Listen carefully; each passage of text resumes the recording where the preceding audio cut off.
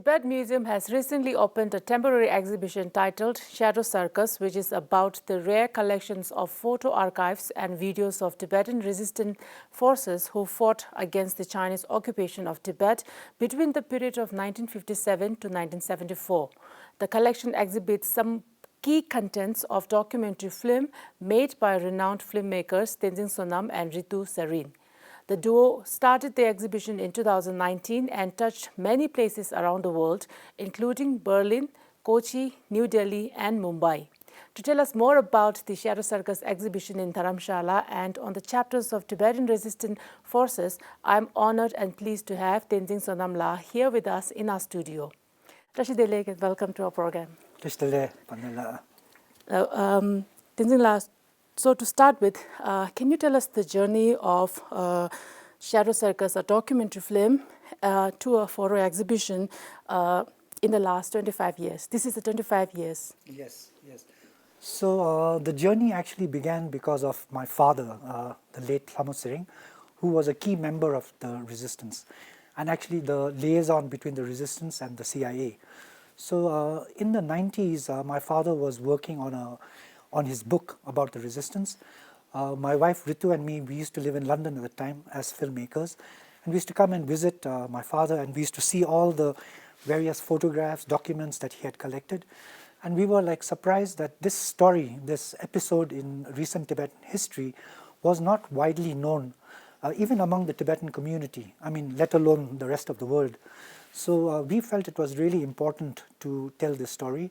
So we started to research the story ourselves.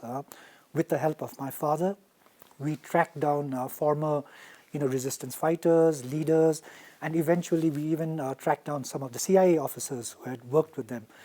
Eventually we were able to get a grant from the BBC to make a documentary on the subject.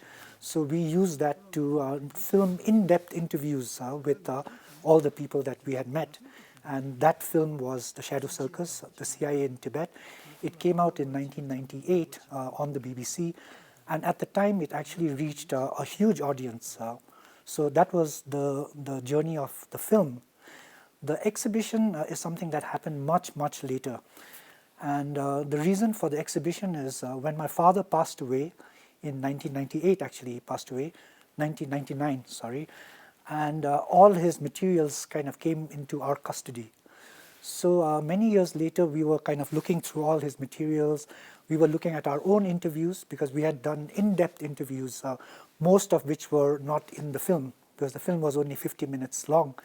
So we were thinking, and also at the same time, even like 20, 30 years after we made the film, we realized that this story was still not known widely among the Tibetan community, especially among the youth. So we again felt it was important to kind of retell this story, but this time using all this material that we had, my father's photographs, documents, maps that he had collected, the interviews we had done, and the film as the basis for the exhibition. So that's how the exhibition came into being. Okay, and Tenzin, so I've also got the chance to visit the exhibition at a museum here in the Kangchen Kinshong. So I've seen that in the exhibition you have shared your personal stories, like you have told us just now about your late father, Thamosring La. Can you tell us more about that, and also what was it like growing up as a child, being a son of a Tibetan resistance fighter? So as a child, of course, I had no idea that he was a resistance fighter. We were all told, me and my sisters, were told that my father worked for the Tibetan government in exile.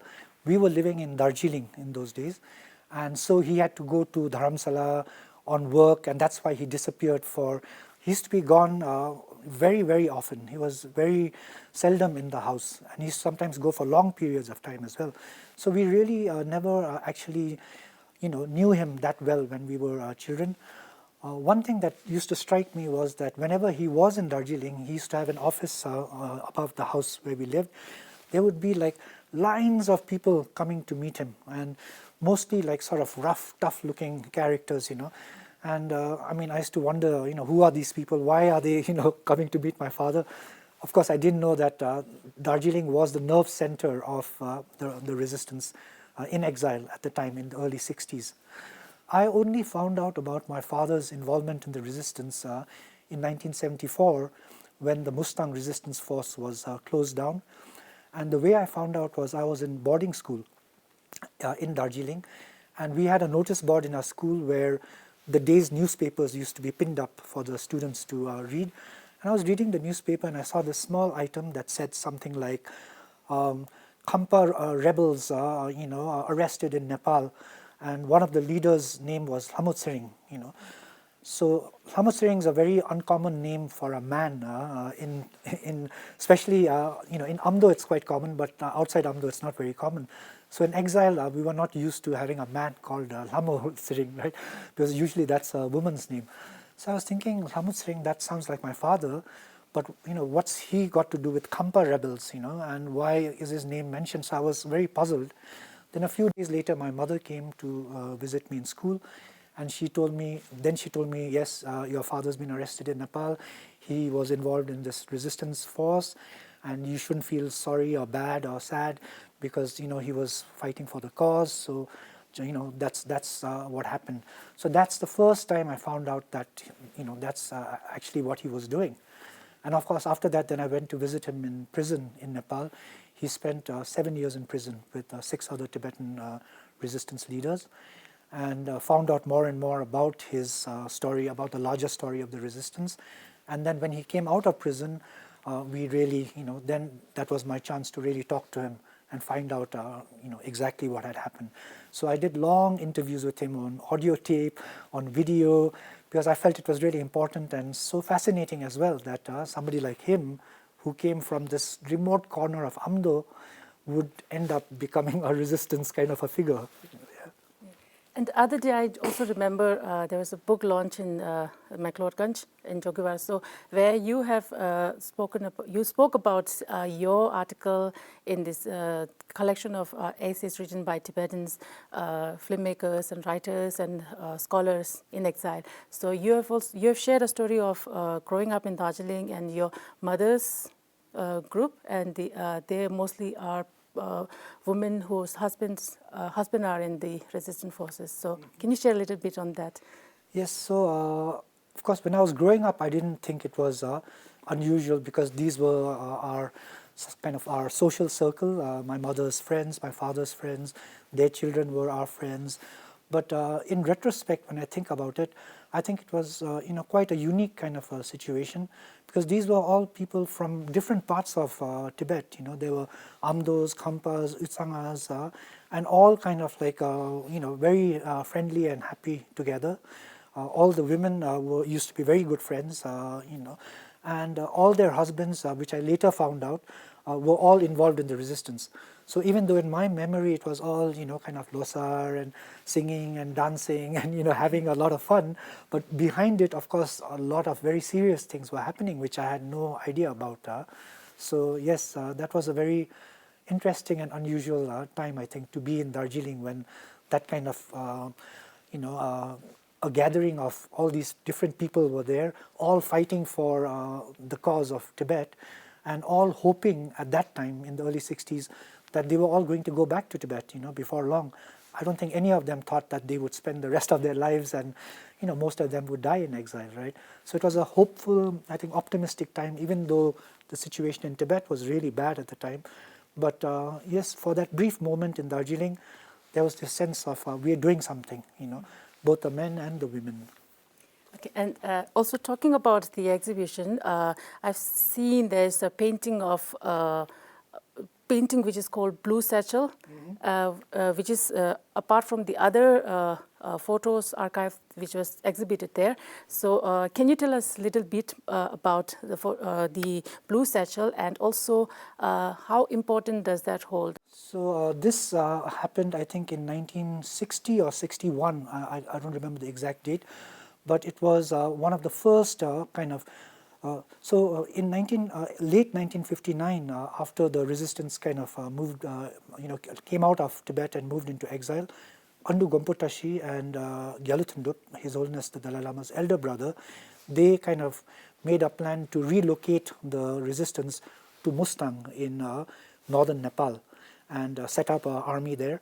and the CIA agreed to support this army. But there was a lot of hiccups in the beginning. The CIA didn't actually come up with the arms that they had promised. But by 1960, everything was in place, and the CIA dropped their first arms to the resistance group, and now they were supposed to go into Tibet to carry out raids. So they would go into Tibet and raid Chinese military convoys along the Xinjiang-Tibet highway. So one such raid was led by a CIA-trained officer called Gen Ragra, who, they came upon a Chinese small convoy. They ambushed it, killed all the soldiers there, and found a very high-ranking Chinese officer in one of the vehicles who had a blue satchel with him that was full of documents. So they carried the documents with them, sent it secretly by courier to Darjeeling to my father. And my father, he would go to Calcutta those days to meet his CIA counterpart. So he immediately flew to Calcutta, gave the CIA the document, and they immediately took it to Washington, D.C. And when they saw the contents of the satchel, the documents, they were just amazed, because it was like top secret, confidential, inside information about what was happening in China with the Great Leap Forward, that it wasn't going well, what was happening in Tibet. There was all kinds of information that they had no idea about. And this was, in their own words, the first genuine, authentic kind of intelligence that they had received from inside China or Tibet. So they were like so happy that they renewed their support, they stepped up their support for the Tibetans. So in that sense, that was very important for Mustang. So the importance of this particular episode can be gauged by the fact that one of the CIA officers who was involved in this operation, Bruce Walker, who in fact is still alive in San Francisco, and who keeps in touch with me, and who donated the painting to the Tibet Museum, he commissioned a painting to commemorate this event, and that painting now hangs in the CIA Museum in Washington, D.C., and it's widely considered to be one of the CIA's most amazing kind of achievements in their entire kind of history is this document raid. So even in the CIA kind of annals, it's considered to be like very significant. I'd like to know how were the responses of the international and national audience, because since 2019 you have been doing the Shadow Circus exhibition around the world, like places like Berlin, Mumbai, Kochi and New Delhi. So what kind of responses did you get, and what kind of rare footages does your film has that many of us might not have seen? Mm-hmm. So the first kind of version of this exhibition was exhibited in Berlin. It was part of the Berlin Film Festival. They have a program called Forum Expanded, and the exhibition ran there for over a month in a very well-known contemporary art gallery called Savi in Berlin. And the response we received was incredible. People there were really kind of taken up by the story. This was something that no one had heard about. Also, Berlin being a city that was in the front line of the Cold War, with the divided city, East and West Berlin, I think people are more kind of conscious or have a heightened awareness of the implications of the Cold War. So to see that being played out in a place like Tibet, where no one expected, that the Cold War had even gone that far, I think that was something that, interested them even more. So we had people who would just listen to the interviews, because we have these interviews on screens where you can listen to them in depth on headphones, and people would spend hours just listening to the interviews, which was really surprising. The exhibition in IIC we did in Delhi, the India International Center. Again, the response was really wonderful. We had all kinds of Indian people coming, including Indian government officials who came and who told us how they were amazed at this story. They had no idea about it, and it's wonderful that we were bringing this story to the Indian public. Similarly, in Kochi Biennale, the exhibition ran for 3 months, and we had a guest book over there, and the guest book is full of comments from people around India, commenting about the bravery of the Tibetans, this sad and tragic story, never knew about this part of Tibet. We only knew the other side of Tibet, which is that it's peaceful and Buddhist, and but this is so important to know this aspect of Tibet as well. So yeah, the response has been wonderful all through. But now I think the fact that we brought it to Dharamsala, I think that's really actually even more important because I think finally our own people, the younger Tibetans especially, we need to understand our history, and we need to know this chapter in our in our recent history, this armed struggle, this episode of armed struggle.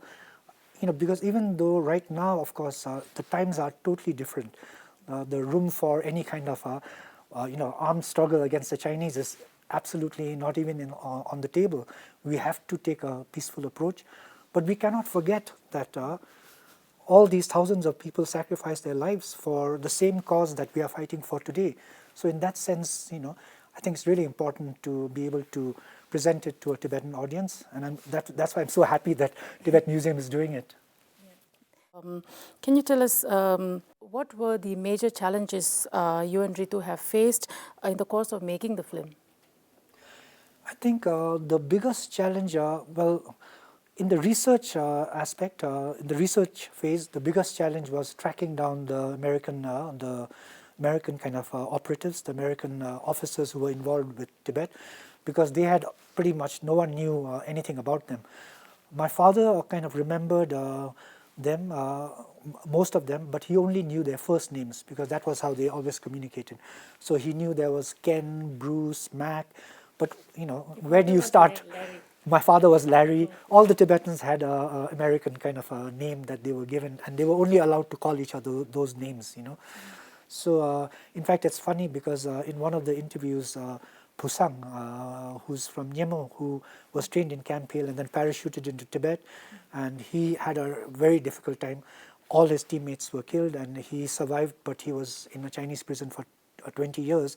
When he recalls the battle, he always talks about his fellow people. He says, then Luke and Aaron, took their poisons and killed themselves.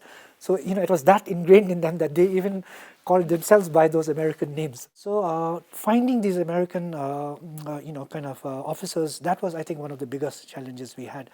But we were lucky. We were able to meet one of them first in Washington, D.C., and then through him, we met a few others. One of them, we just called up, there's this organization, it's called the Association of Former Intelligence Officers in Washington, D.C., and you can call them up.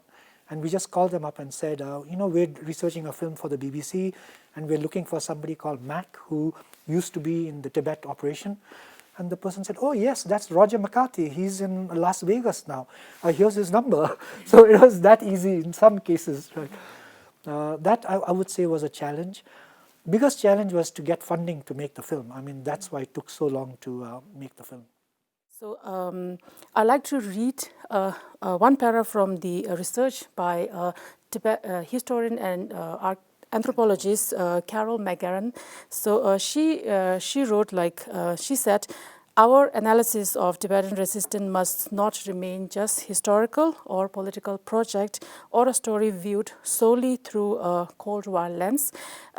Instead, ethnographic detail and explanation and nuances of culture and community must be included if we were to achieve the fullest possible understanding of transnational and continuing saga that is Tibetan resistance. Can you tell us in what ways does the history of Tibetan resistance against PLA forces hold significance in this day and age? So often, the Tibetan kind of political situation, which is actually one of being a colonized nation, being kind of occupied and colonized by China, it's often not seen in that political context. It's not seen in the same way as other kind of liberation struggles around the world are seen. And I feel, this is my personal view, that part of the reason for that is we have emphasized perhaps a little too much on our kind of Buddhist kind of character, the fact that Tibetans are deeply Buddhist, that we are generally a peace-loving and compassionate people, that because we have been so successful in promoting that aspect of our culture, sometimes we have overlooked the significance of the political dimension And that is also why in the international kind of arena, sometimes Tibet is not given the kind of importance that it deserves, as a political issue, as a political problem. I think kind of reviving or bringing into the public sphere this chapter in our recent Tibetan history, the fact that there was an armed struggle, the fact that Tibetans, when the Chinese first came into Tibet, Tibetans just didn't, welcome them and say, okay, come into our country and we're happy to have you, that they actually fought back, that they actually did their best to repel the Chinese, and that this struggle went on until 1974. That's so important for us to understand, because that brings the political dimension to the Tibetan situation and the Tibetan struggle, and it also allows Tibetans to be a little more, I guess, like real people, that we are also, we're not just only monks and meditators. We also fight, when our lives, when our families, when our religion, culture, language is threatened, we also like resist, and that's so important, I think, to express that aspect of our struggle, and that's why it's important that this history is not forgotten. Okay, so Tinzila, so these are my questions for the interview today, and thank you so much for this important conversation, and it was wonderful talking to you. Thank you very much for having me on the show. Thank you. And also I'd like to say best wishes for the upcoming DIV 2023 and for the future exhibition that you're going to lead. Thank you very much. Thank you. Shadow Circus is a collaborative exhibition of the Tibet Museum and White Crane Films. The exhibition will be open to the public till 31st December. Please do visit and witness the dynamic archives of Tibetan resistance forces. Thank you for watching and see you all in the next episode. Happy weekends.